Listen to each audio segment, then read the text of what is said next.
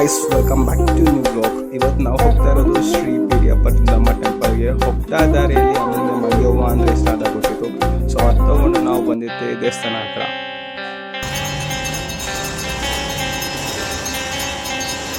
ನಮಸ್ತೆ. ಶ್ರೀ ಪಿರಿಯಾಪಟ್ಟಣದಮ್ಮ ಮಸನಿಗಮ್ಮ ದೇವಿ ನಮಃ.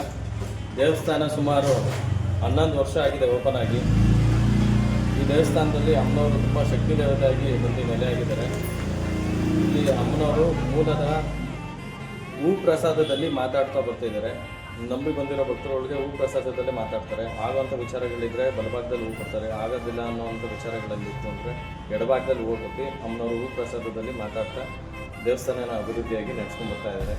ತುಂಬ ವಿಶೇಷವಾಗಿ ದೇವರ ಕಾರ್ಯಗಳು ನಡೀತಾ ಇದೆ. ವಿಶೇಷ ಹಬ್ಬ ಹರಿದಿನಗಳಲ್ಲಿ ವಿಶೇಷ ಅಲಂಕಾರಗಳ ಸೇವೆಗಳು ನಡೆಸ್ಕೊಂಡು ಬರ್ತಾ ಇದ್ದೀವಿ.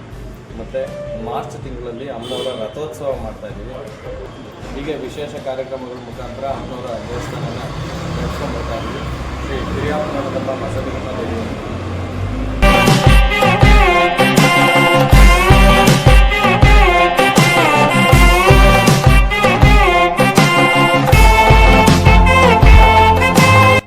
ಗೈಸ್ ದರ್ಶನ ತುಂಬ ಚೆನ್ನಾಗಾಯಿತು. ಆ್ಯಂಡ್ ಹಾಗೆ ರಾಣಿಗೆ ದೃಷ್ಟಿ ತೆಗಿಬೇಕು ಅಂತ ನಿನ್ನಿಸ್ಕೊಂಡಿದ್ನಲ್ಲ, ಸೊ ಅವಳಿಗೂ ದೃಷ್ಟಿ ತೆಗೆದು ಹಾಗೆ ನಾನು ಇವತ್ತಿನ ಬ್ಲಾಗ್ ಇದಾಗಿತ್ತು. ಸೊ ಟಾಟಾ ಬಾಯ್.